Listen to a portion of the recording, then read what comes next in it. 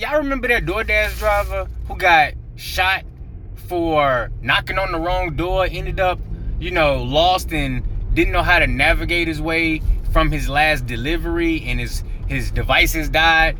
A different resident, not the DoorDash customer, but a different resident came out the house armed with the firearm, right? Shot a warning shot at the ground, then proceeded to shoot at the DoorDash driver vehicle. Well, don't you worry, I got an update for you. Before we get into it, do me a quick, small, huge favor.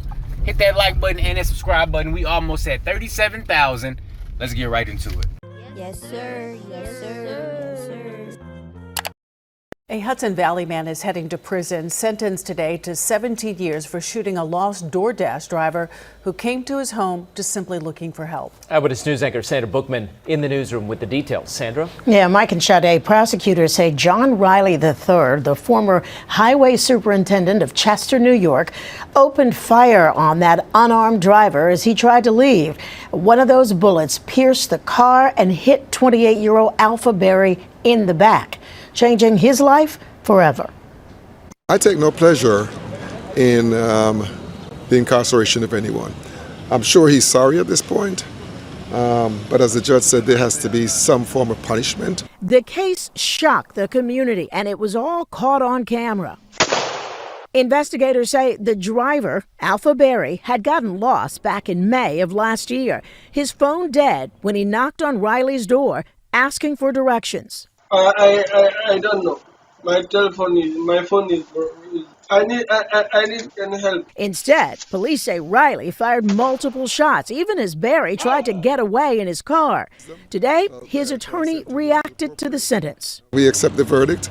Don't take any pleasure in it, but we accept it based on the gravity of the situation. The defense, however, argues the punishment is too hard. It's hard to rationalize why someone who has achieved in a partial acquittal of the most serious offenses, or two of the three most serious offenses, should face a harsher sentence post. Riley's attorney says they plan to appeal and insist his client is remorseful. Mr. Riley is doing the best he can under the circumstances. He's continuing to express his remorse over the whole situation, particularly the injuries that were caused to the complainant in this case. What he did was egregious, and there has to be some sense of accountability. Prosecutors say the victim will live with his injuries for the rest of his life. This case will next be heard in civil court in a separate lawsuit. Mike? You know what? That's absolutely right. Take them for everything they got. So here's the thing. I'm very happy that this individual finally got charges brung against them, because what they did was absolutely uncalled for. Regardless if you think something going on, at some point you got to realize that if they leaving your property, they're not a threat to you. Even if you thought something was happening, once they leaving, you can't be applying deadly force in that situation. And I'm so happy that the DoorDash driver did not lose their life. And I'm happy that they finally holding folks accountable, even former law enforcement individuals. Because here's the thing, look, if that would have been a white guy, a white DoorDash driver, this probably wouldn't have happened. But since it was a person of color, and it was under, quote unquote suspicious circumstances, it being dark, they at the wrong house, they trying to get directions how to get up out of there. I get it. I do DoorDash delivery at night, but I take certain precautions to make sure, because you never know what people thinking on the other side of them doors. So when I'm doing delivery at night, I make sure that if the light is not on, I'm not going up and I'm not approaching that residence, because you don't know who's expecting you and who's not expecting you. You would think these customers got enough wherewithal to have the light on, but a lot of times they don't. Now, I understand that this DoorDash driver was at the wrong address at the wrong time. This customer was gung-ho about being a vigilante and proving a point. Well, they just proved the point. You about to spend some time in jail now, and you about to get came after in a civil way.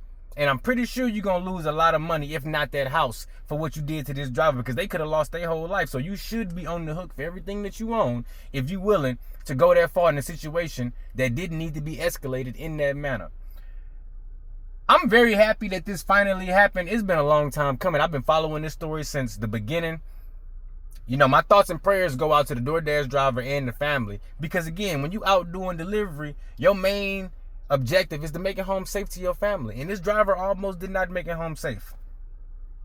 A few things I want to say to all my drivers out there. If you're doing delivery at night and you're not white, be extra careful first and foremost, because this is America.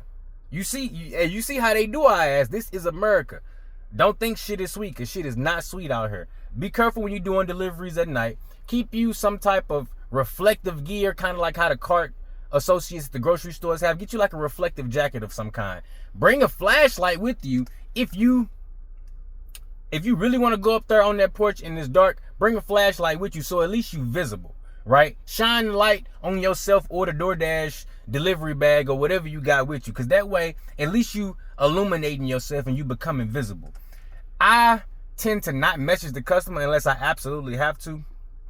If it's super dark outside and you in a wooded area and it could be construed as a suspicious situation, that's definitely a situation where you want to message the customer. Hey, I'm here. I'm in this kind of car. I got my headlights on.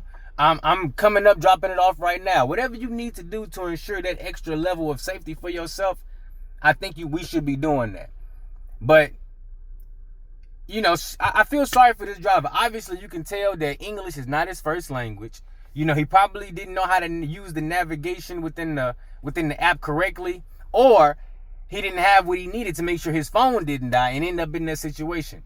Have a backup phone charger, guys, because if your phone die while on delivering, you delivering to these rich white folks that stay deep in these wooded areas and stuff, you may not be able to get out of there on your own. I get it. Sometimes these deliveries take you all up inside the woods, but you want to make sure you can get up out of them woods when you're done. And listen, I would have thought it would have been common sense, but if you lost, your best bet is to just drive around straight up, because after seeing a video like this, I cannot recommend no DoorDash driver knock on somebody's door and get directions, because now we know without a shadow of a doubt that this is a possibility that can happen. And I don't want to see another news story like this where a DoorDash driver getting shot and it was completely unavoided.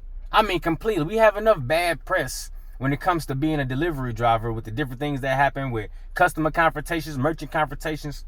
We don't need no extra levels of danger and being incorporated when it comes to firearms and stuff. But I just wanted to get this message out to you guys, let you know that there has been a resolution to this DoorDash story we've been following.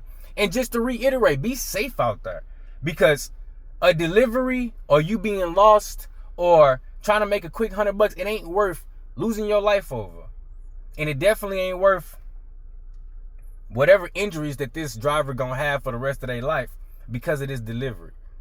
Just be safe out there. If you do nothing else, think twice before you do anything on a customer's or even not a customer's property. Think twice about approaching that house. Make sure you at the right house. If you end up getting lost, listen,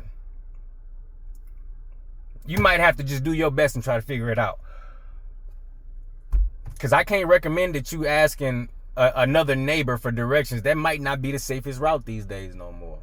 But shout out to the police department and the local agencies that investigate this for doing the right thing, holding this person accountable, and giving us drivers a certain level of confidence that, maybe not all the time, maybe not every time, but sometimes at least these folks who do wrong against us, the drivers, at least they will be held accountable. Because we all know when DoorDash drivers do something wrong, they be quick to it don't take this long to hold us accountable when something happens. So I'm happy to see that it's finally reflecting on the other end. Let me know your thoughts and opinions on the video that we reacted to, and if you would have done anything differently, or if you have any additional safety tips that could have possibly avoided this whole situation and this whole interactions. Put them in the comments below, because you never know. You might just save somebody's life or avoid an unsafe confrontation that somebody might encounter. I'll see you in the next video.